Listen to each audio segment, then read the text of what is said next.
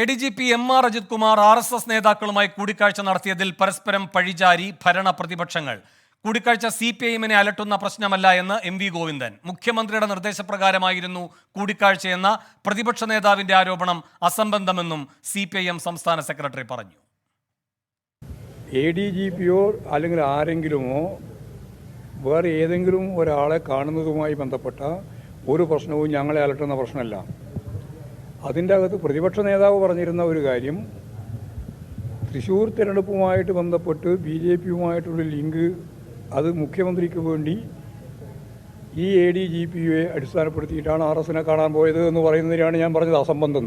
UDF-ൻ്റെ 86,000 വോട്ടാണ് തൃശ്ശൂരിൽ യഥാർത്ഥത്തിൽ BJP-ക്ക് അനുകൂലമായിട്ട് നൽകിയത്. 86,000 വോട്ട്. എന്നിട്ടാണ് 74,000 വോട്ടിന് ജയിക്കുന്നത്. എന്നിട്ട് ആട്ടിനെ പട്ടിയാക്കുന്ന തിയറിയാണ് അവതരിപ്പിക്കുന്നത്. ഇതൊന്നും രാജ്യത്തെ ജനങ്ങൾ അംഗീകരിക്കില്ല. മുഖ്യമന്ത്രിയുടെ ദൂതനായാണ് MR അജിത് കുമാർ RSS നേതാക്കളെ കണ്ടതെന്ന് പ്രതിപക്ഷ നേതാവ് ആവർത്തിച്ചു. പൂരം കലക്കാനാണ് കൂടിക്കാഴ്ചയെന്ന് താൻ പറഞ്ഞിട്ടില്ലെന്നും VD സതീശൻ. ഇന്നലെ വേറെ ആരോ പറഞ്ഞു, എന്താണ് തൃശ്ശൂർ പൂരം കലക്കാൻ ഈ കഴിഞ്ഞ വർഷമാണ്. ഞാൻ പറഞ്ഞിട്ടില്ലല്ലോ തൃശ്ശൂർ പൂരം കലക്കാനാണ് ഇവർ തമ്മിൽ കണ്ടതെന്ന്. ഇവർ തമ്മിൽ കണ്ടപ്പോൾ BJP-യുടെ ഏറ്റവും വലിയ ആഗ്രഹം എന്താ? സംഘപരിവാറിൻ്റെ കേരളത്തിൽ ഒരു അക്കൗണ്ട് ഓപ്പൺ ചെയ്യണം അല്ലേ? അപ്പോൾ ഈ ADGP വഴി മുഖ്യമന്ത്രി കൊടുത്ത അഷ്വറൻസ്, അതിന് ഞങ്ങൾ സഹായിക്കാം, ഞങ്ങളെ ഉപദ്രവിക്കരുന്നതാണ്, കേസ് പ്രശ്നമായിട്ട് ഞങ്ങളെ ഉപദ്രവിക്കരുന്നതാണ്. അതിൻ്റെ തുടർച്ചയാണ് പൂരം കലക്കിയത്. അല്ലാതെ പൂരം കലക്കാൻ ഗൂഢാലോചന നടത്തിയാണെന്ന് ഞാൻ പറഞ്ഞിട്ടില്ല. ഞാൻ പറയാത്ത കാര്യം എൻ്റെ നാവിൽ വയ്ക്കരുത്. നിങ്ങളുടെ കയ്യിലെല്ലാം റെക്കോർഡുണ്ട്. തൃശ്ശൂരിലെ BJP-യുടെ വിജയം വിശ്വാസികളെ അപമാനിച്ച് നേടിയതാണെന്ന് മുസ്ലിം ലീഗ് ദേശീയ ജനറൽ സെക്രട്ടറി PK കുഞ്ഞാലിക്കുട്ടി. LDF-ഉം BJP-യും ജനങ്ങളെ പറ്റിക്കുകയാണെന്നും കുഞ്ഞാലിക്കുട്ടി കുറ്റപ്പെടുത്തി. തൃശ്ശൂരിൽ ഉണ്ടായ വിജയം വരെ കുളം കലക്കി, പൂരം കലക്കി നേടിയതാണ്. കുളം കലക്കി മീൻ പിടിക്കാമെന്ന് കേട്ടിട്ടേ ഉള്ളൂ. ഇപ്പോൾ ഇത് പൂരം കലക്കി നേടിയ വിജയമാണ് എന്നാ വരുന്നത്. പിന്നെ ഒഫീഷ്യൽ സംവിധാനം ദുരുപയോഗപ്പെടുത്തി ഇങ്ങനെ ഒരു കൃത്രിമ വിജയം അവിടെ ഉണ്ടാക്കാൻ വേണ്ടി ഒരു ഗൂഢാലോചന നടന്നു എന്ന് പറയുന്നത് ബഹുജനം അതിൻ്റെ നിജസ്ഥിതി അറിഞ്ഞേ പറ്റുള്ളൂ. ഇതിനെ സംബന്ധിച്ച് ഒരു പ്രതികരണം മുഖ്യമന്ത്രിയിൽ നിന്ന് തന്നെ ഉണ്ടാവുന്നത് അതാണ് നല്ലത്. ദിലീപ് കുമാർ ന്യൂസ് ഡെസ്കിൽ നിന്ന് വിലയിരുത്തലുമായി ചേരുന്നു. ദിലീപ്, ഈ പ്രതിപക്ഷ ആരോപണത്തെ ADGP ദത്താത്രേയ കൂടിക്കാഴ്ചയ്ക്ക് പാർട്ടിയുമായി ബന്ധമില്ല എന്ന ഒറ്റവരി വിശദീകരണത്തിൽ എത്ര ദിവസം CPM-ന് പ്രതിരോധിക്കാൻ കഴിയും?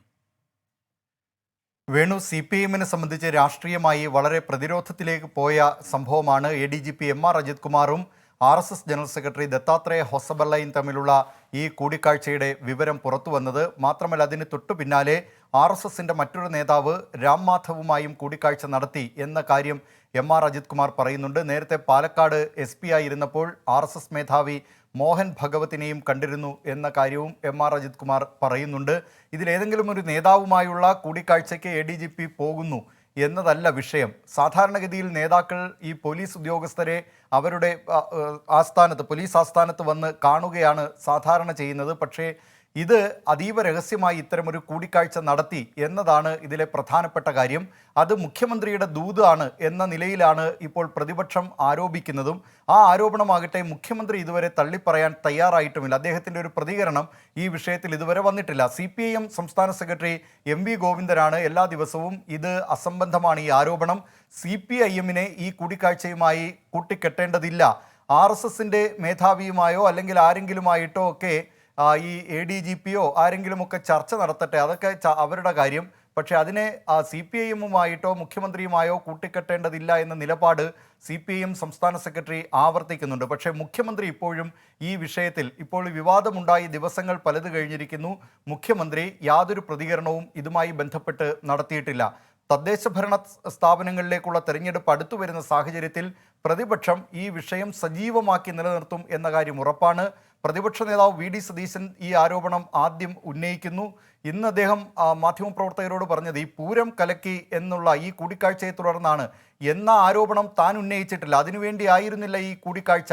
പക്ഷേ മുഖ്യമന്ത്രിയുടെ ചില കേസുകൾ, മുഖ്യമന്ത്രിയുമായി ബന്ധപ്പെട്ട കേസുകൾ അതിൽ നിന്ന് രക്ഷപ്പെടുത്തുന്നതിനും അതോടൊപ്പം തന്നെ അങ്ങനെ രക്ഷപ്പെടുത്തുമ്പോൾ കേരളത്തിൽ BJP-ക്ക് ഒരു അക്കൗണ്ട് തുറക്കാൻ സഹായിക്കാം എന്ന് ഉറപ്പ് മുഖ്യമന്ത്രിയുടെ ഭാഗത്ത് നിന്ന് RSS നേതാക്കൾക്ക് നൽകുകയും ചെയ്തിരുന്നു. അതാണ് താൻ ഉന്നയിച്ച ആരോപണമെന്നാണ് VD സതീശൻ പറയുന്നത്. ഏതായാലും ഇക്കാര്യത്തിൽ ഇനി മുഖ്യമന്ത്രി എന്ത് പ്രതികരണം നടത്തും എന്നതാണ് ഇതിലേറ്റവും പ്രധാനം. വേണു.